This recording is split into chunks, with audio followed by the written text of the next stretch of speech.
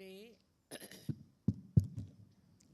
today are all here, assembled in Turkey, in Istanbul, to celebrate the resurrection of Christ. And with that, also your celebration of your resurrection. Christ's resurrection was a great message for us.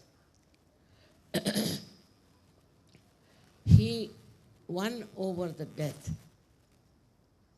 and came out of that dead body with another body which was living body.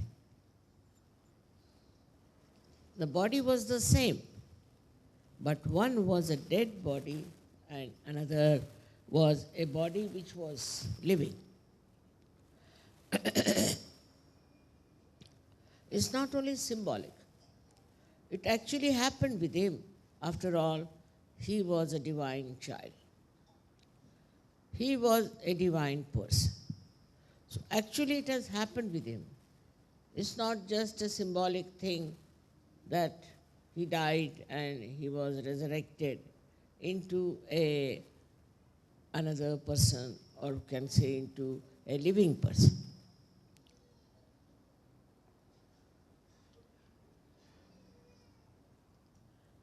For him, what is a death? For eternal beings, there are no deaths.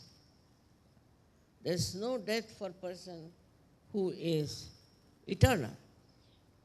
He may, for the time being, look as if he's dead, but he can never die.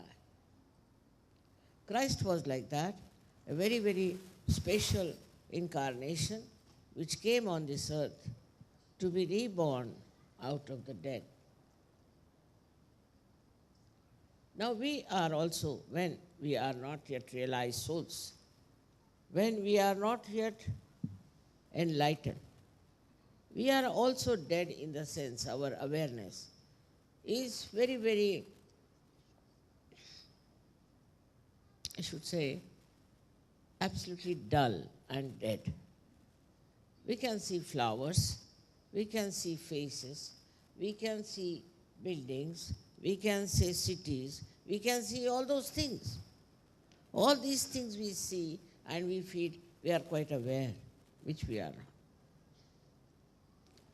Actual awareness comes to us when we cross the limit of our mind, go beyond the mind, and this was only possible because of the resurrection of Christ.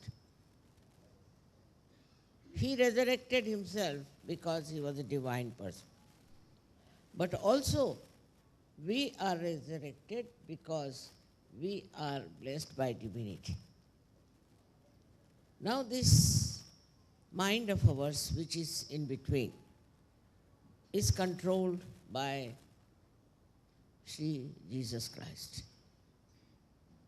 He controls through your agya, both the sides. He controls your conditioning and he controls your ego and brings a balance in you. But when this agya chakra starts spindling all kinds of ideas, sometimes reacting, sometimes accepting conditioning, it is a slave. It is not a free thing because it is working under the influence of your ego or your superego. For that is the death of our awareness. That we cannot understand something beyond. That there exists a life beyond this we cannot accept. This is, we have seen now, that we were all in a condition that one was dead. We were feeling bad, we were feeling anxious, we were fighting, and we were thinking that there's something wrong with our present life. There's something definitely which makes us slave. by which we are slavish. That we realized, no doubt, and we started seeking the truth. We started seeking the truth in so many ways. I know so many were also went astray and they lost their balance and have fallen into a complete demise. But so many of you have been salvaged, have been saved by the great example of the thrice resurrection. He had to venture, he had to do it, and he worked it out.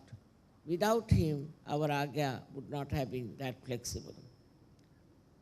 As it is, human beings in the olden times were air-conditioned very much, and when they have become modern, they are full of ego.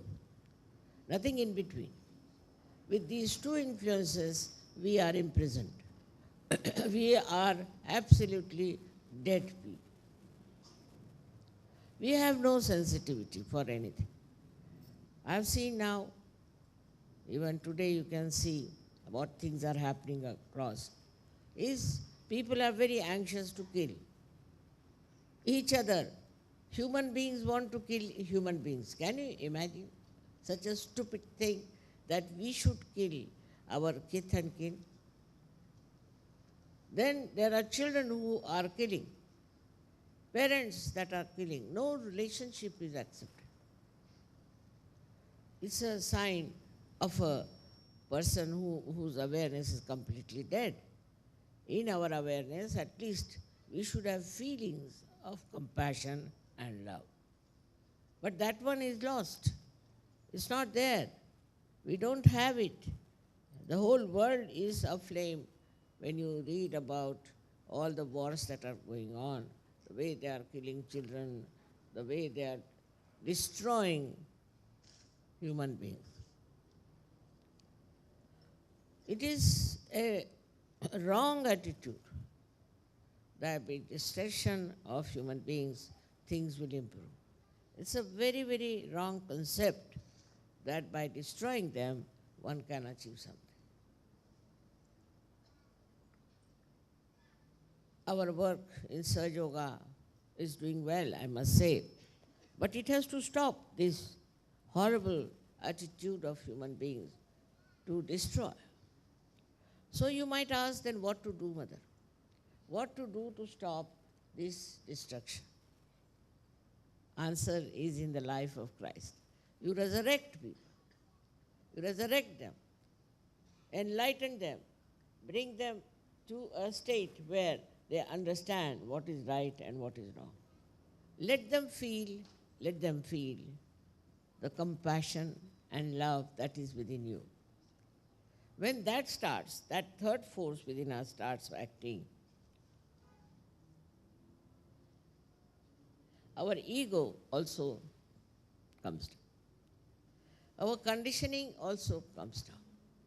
For example, if you think we are Muslims, we have a right to kill others. If you think we are Jews, we have a right to kill others. All these differentiations and this kind of discrimination that we have is so stupid because you are human beings, they are human beings. You are killing human beings. Not that they have committed any sin or they have done anything wrong, except that in their foolishness they believe that they are this and they are that. You are not. You are just human beings. In every human being, as you know very well, there is Kundalini. There's no discrimination. Everyone, whether you are a Muslim, a Jew, Hindu, Christian, Sikh, Parsi, anyone, you may call by any name. Now just look at how we accept a certain denomination for ourselves. You are born, say, to a Christian family, or you are born to a Hindu family. Immediately you start thinking that you are there to uphold all the flags of that religion in which you are born. You are born in that religion without your knowledge, without your permission, without any understanding. So how can you belong to that religion? You have got Kundalini, everybody has got Kundalini. So you can only belong to the religion of humanity, where every human being has got Kundalini. So you are nothing but human beings. All these false ideas that we are Hindus, we are Muslims, we are Christians, is all man created. I mean, man can create anything. And human beings have no brains to understand.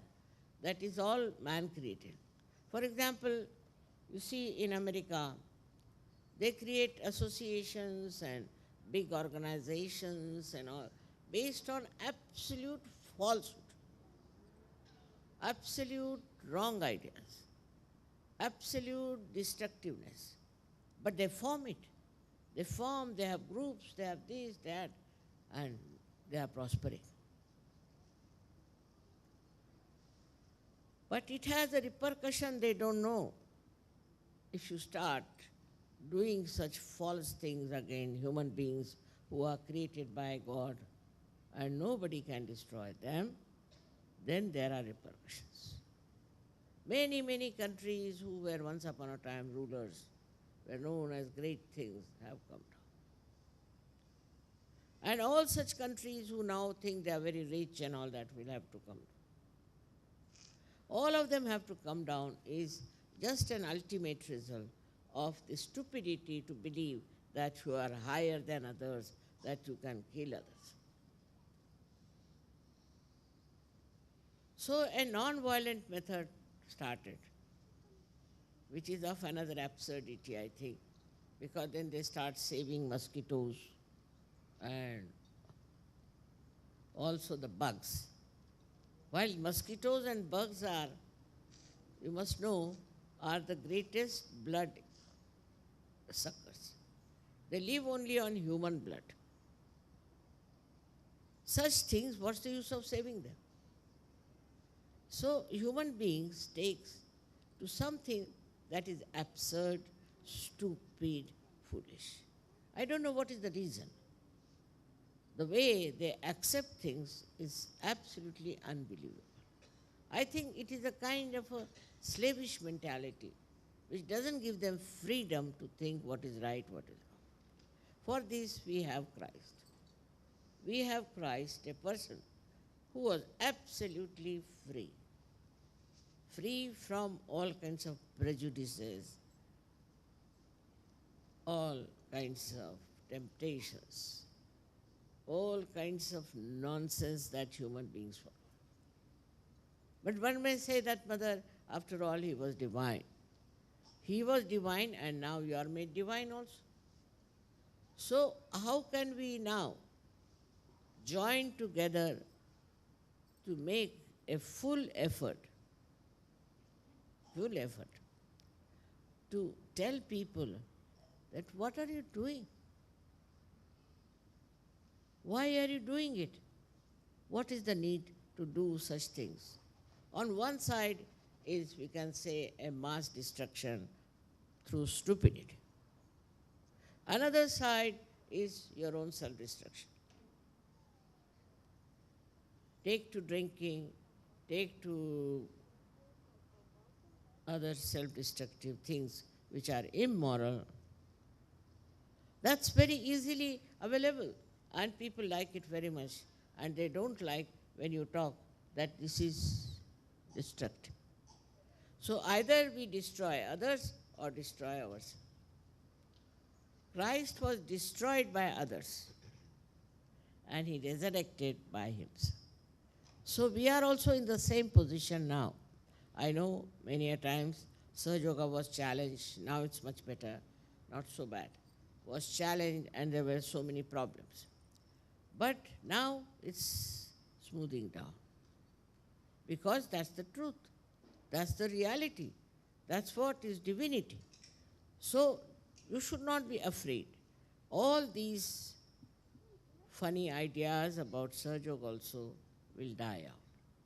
It's a resurrection not only of you people, but also of our ideologies.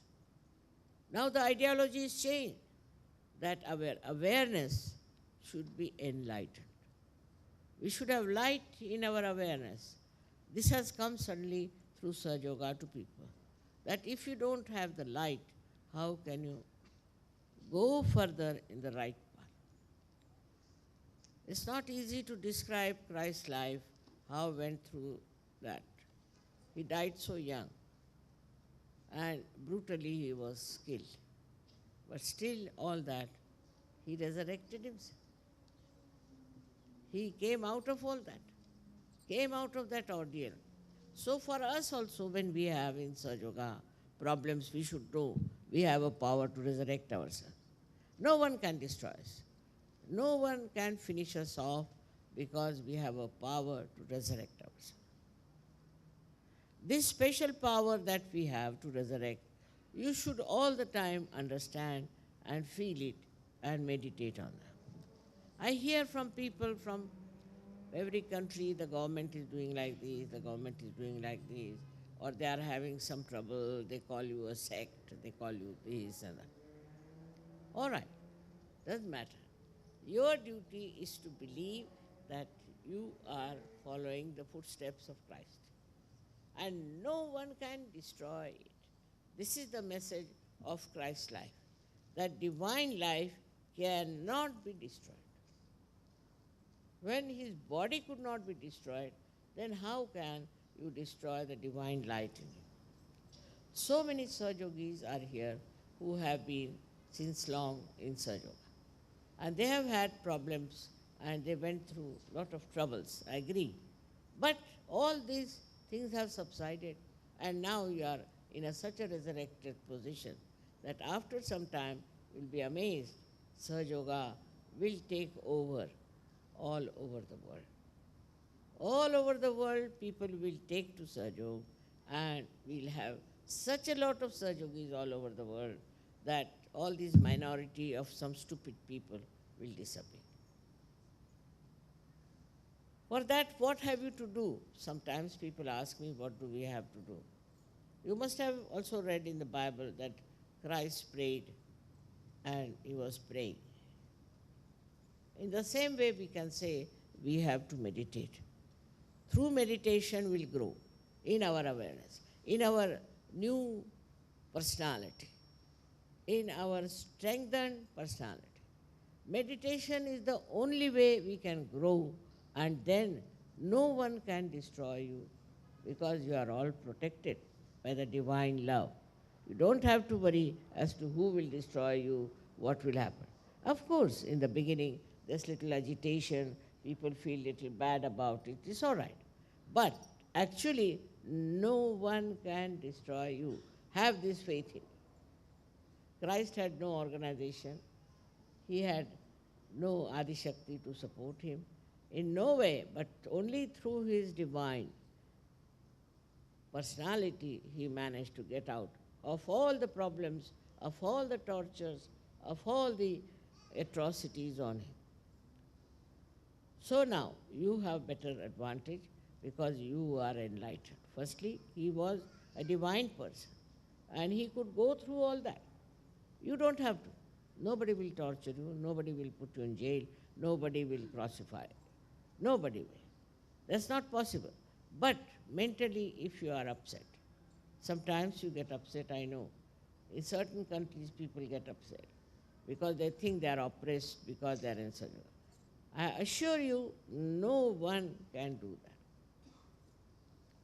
You must know that you are all the time protected. Christ is there as your eldest brother, I always said that. But also you have your mother, and you have all the ganas and all the angels around you. When I see this, I just thought, look at this. In every country they have shown angels and ganas are there. Such pure forms of protection you have. So there's nothing to worry about your destruction or your impediments, or whatever you may call it, a kind of a destructive forces acting on it. From the life of Christ, we have to know that no one can destroy a realized soul in these modern times. As it is, they never destroyed. We had so many saints, who were killed, who were tortured. But see, they still exist as poetry, as poems, also as their blessings everywhere. They are not finished. They are not dead, though it seems that they are no more. But even to take their names and to call them, they work out. They are there in their spirit and they help. Assured by Christ's life, by his resurrection, we are resurrected people. Of course, our body also has changed. After resurrection, you know that your chakras work out, all the curing and all the blessings. Our attitude, our mental attitude also changes, and also our ego subsides. Not only that, also our conditionings go out. Especially I was so happy that those people say who are born in a particular religion immediately see what's wrong with that religion. As if they turn round and see the image of their society and know what's wrong with them, and when they start meditating on those corrections, it works. Societies are improving. You see, so-called religious ideas are falling into their own traps, and they will all fall because there's falsehood. That's not real religion. The religion is within ourselves. And this pure religion is the one which is a global religion. The solution comes like this, that supposing you have wars.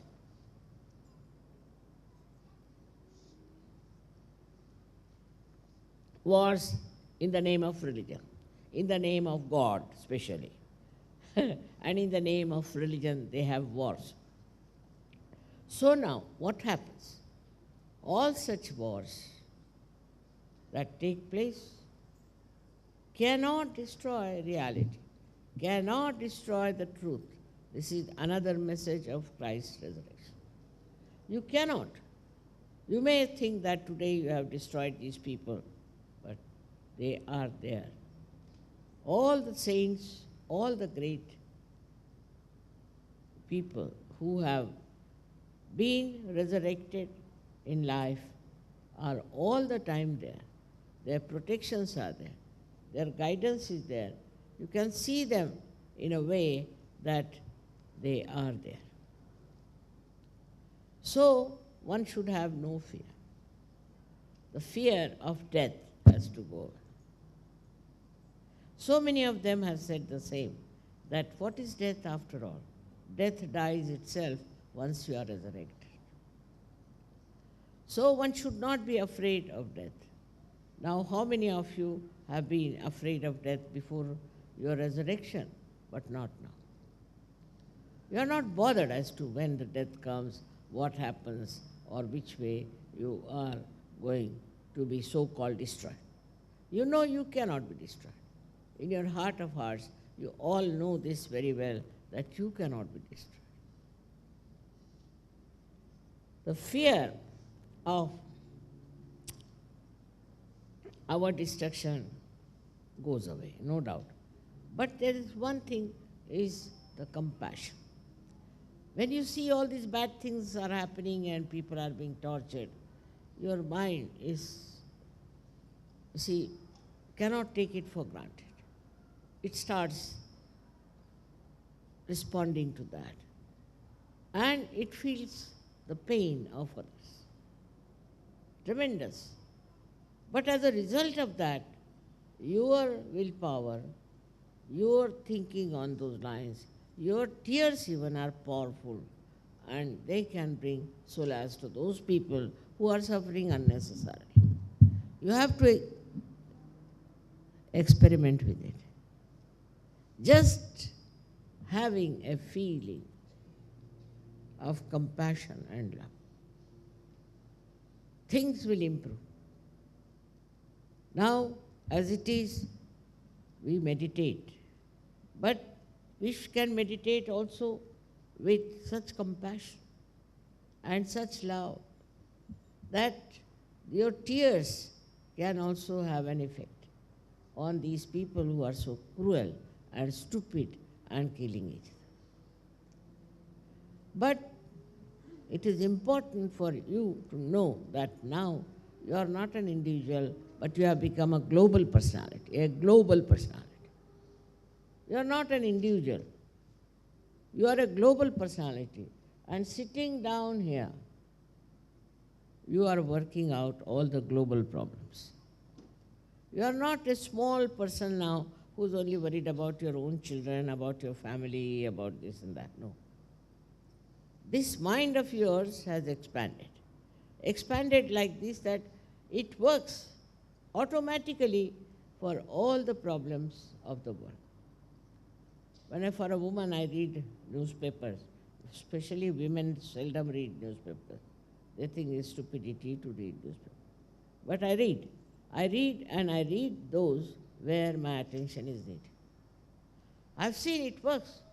But all of you put together, if you understand that it is your responsibility to correct all the destructive forces, to put them right, you just have to collectively meditate on the points where you find there's a big problem. Now, the problem mainly is because of religions, mainly.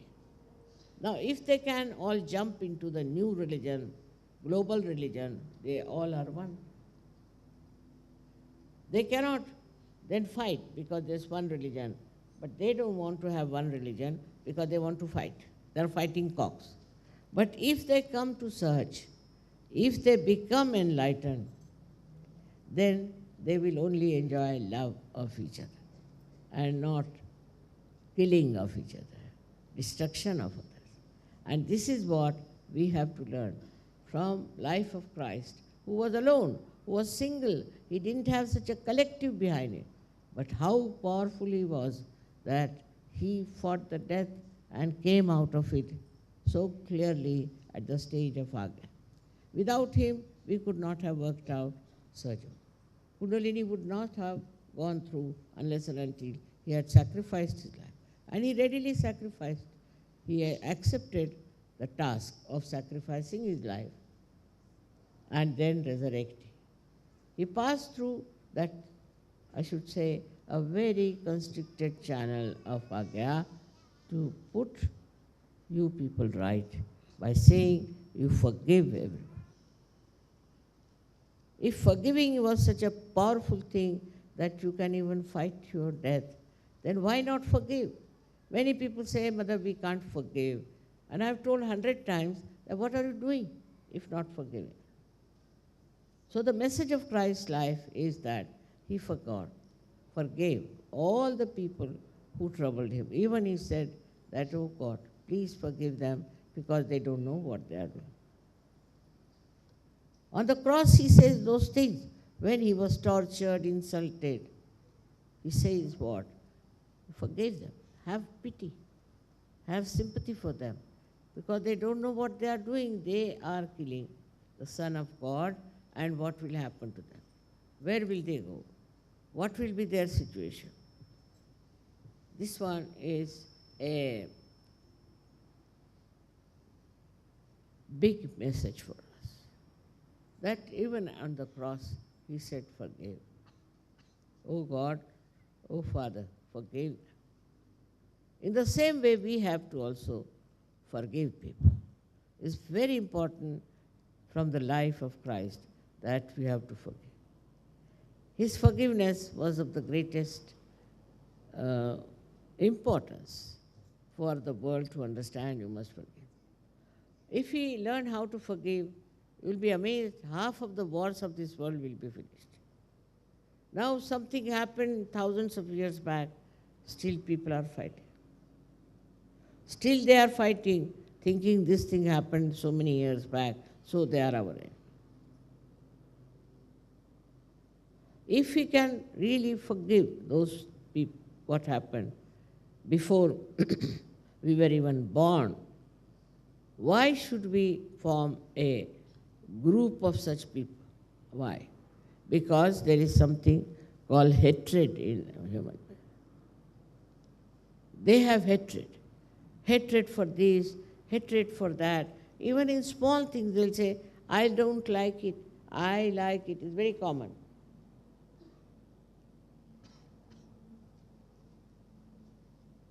Nowadays especially. When we were young, we were not supposed to say such a thing. I don't like it, I like it. We are not supposed to say. But nowadays, freedom has given them to talk like this. I don't like it, I don't like that, I don't like that, I don't like that person. Who are you? What do you think of yourself to judge other things? You don't know how to appreciate. You don't know how to enjoy. And only what you go on saying, I don't like it. And supposing you like it, what will you do? Whether you like it or don't like, it's just the same. But just to show off their ego, we say, I don't like this way, I don't like. Because there's no love. If there is love, then you can enjoy everything. You'll never say, I don't like it, I like it. You will definitely enjoy if you really say that I enjoy everything. You are closing down yourself by saying, I don't like it, I don't like it, I don't like it. As if you are a great connoisseur or a person, a judge, to say this. It is very remarkable that in the West is even more prominent, that they will say, I don't like it, I don't like it. Of course, in the East, I would say in India, if somebody says like that, people will say he's just trying to show off on the face. But showing off is not regarded as a bad manners. It's not regarded as bad manners in the West. To feel shy of anything is regarded as bad manners. But to boast of something, nobody feels that it is a bad thing. Did Christ boast of anything? Never. He never boasted of anything. But when he saw people were selling things in the holy places, what did he do? He started beating them with hunters. Because that was wrong, absolutely wrong, against the holiness of the place. But he didn't say, I don't like it. No. He just showed his complete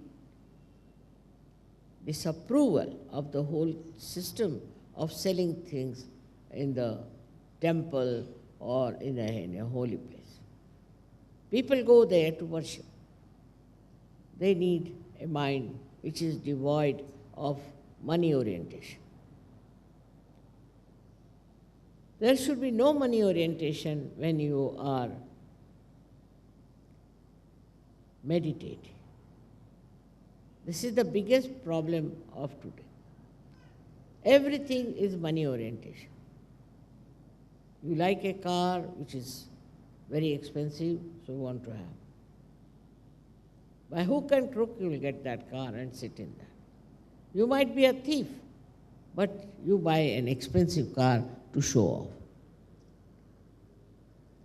Perhaps maybe because you are a thief, that's why you want to hide your personality. So there is no truthful life. It's all just showing off and thinking no end of yourself. But when the death will come at your doorsteps, what will you do? At that time, you will be trembling.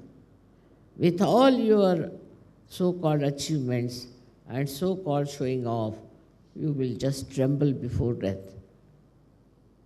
But a SahajaYogi cannot. He will lie. If the death has to come, it has to come.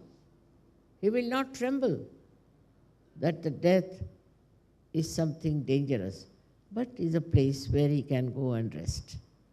He wouldn't mind. He wouldn't mind anything because he is above death. He is above destruction. So he wouldn't mind anything, whatever comes his way, and he will surrender to it easily. We have Kabir. Kabir has written so many poems, mostly about death. He said, when death came, I didn't say a single word. I didn't fight. But what I did, I took a sheet on top of me and went off to sleep. How sweetly he describes death sometimes. And Kabir then reminds me of Christ. How sweetly Christ also went through all these things. And when he died, the whole elements shook. He was the master of elements. They shook. There was earthquake and all kinds of things that happened. They felt his death, not he. They felt that such a great divinity, which is the essence of existence, has been killed like this. They also didn't know that he is going to come back to his life. They also were not aware of it, but he did. He did came out of that deadening thing for which everybody was so much shocked. His death itself gives us strength, that we have no death. We have resurrected, and resurrection is with us. But we have to establish our SahajaYoga, our meditation. That's very important. The other day I met one lady. She told me of several miracles in her life, how she was saved. She was about to die. She came across an accident, but how she was saved. While her husband, he succumbed to all kinds of things. So I said, what do you mean? How it happened? He said, Mother, it's nothing but Shraddha. Shraddha is dedication. Surrendering. Surrendering. Because I am surrendered. But I said, how? That I don't know. I'm just surrendered. I feel so comfortable, so lively, and so much out of fear when I know I'm surrendered, completely surrendered to my spirit. And this is what it is we have to learn when we meditate, that we have to surrender. Muhammad Sahib has called Islam means surrender, though they don't surrender otherwise, you see. But what is it that you must surrender to your global nature, to your higher nature? You must not die out, you must not fizzle out into these worldly turmoils and worldly things. It's a very strength-giving example of Christ. And He is with us. He will always guide us, He'll look after us. Not only, but He'll also give us strength. He will destroy all those who will be against eternal life. He'll destroy nonsensical things. And you are seeing now how in Kali Yuga, all these institutions who talk of religion and fights are getting destroyed. Automatically, we have done nothing. On their own only, by their own doings, they are finishing. Because there's no reality. There's no spirit in it. And without the spirit, what is left is nothing but a dead body. The whole understanding should be for SahajaYogis that we have to be spirit-oriented.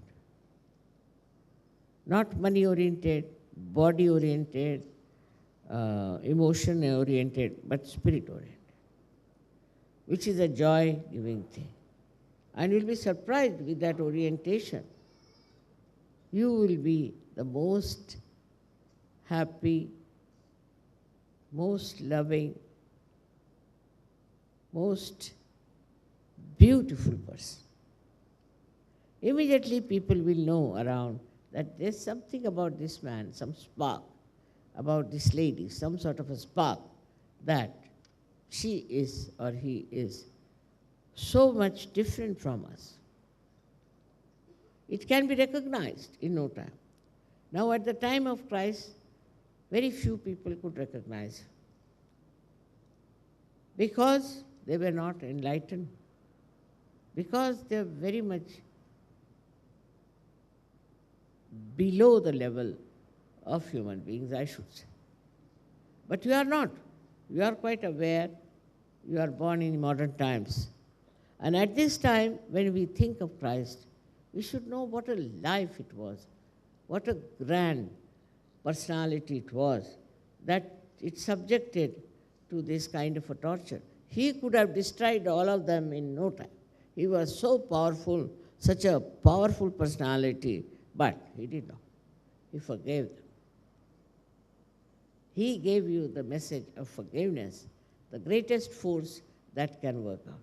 Now also you should surrender yourself to this idea of forgiveness and really try to forgive. You'll be amazed, you'll feel very much peaceful, very happy, and the person who has tortured you will come around. What we have to do is now to transform people. That's our job. We have to transform them. We are transformed. We are at a point, we can call it, we are resurrected. We have to resurrect the whole world. That's our job. So that all these fights, all these quarrels, all this falsehood will just be finished. For us, Christ is our leader who has done this for us. He came as an ordinary human being, lived like an ordinary human being, with all these powers within him. He never used them to destroy. In the same way, we can also, with love and affection, we can also really come out of our death, come out of our misgivings, come out of our destructive nature. This destructive nature is the most dangerous thing for SahajaYogis. That's the only hope we have, that SahajaYogis are resurrected. Only thing I know, that if we have so many SahajaYogis, this world will change. This world has to change. But your progress should go on.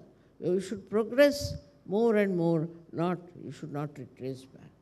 For small things here and there, don't worry.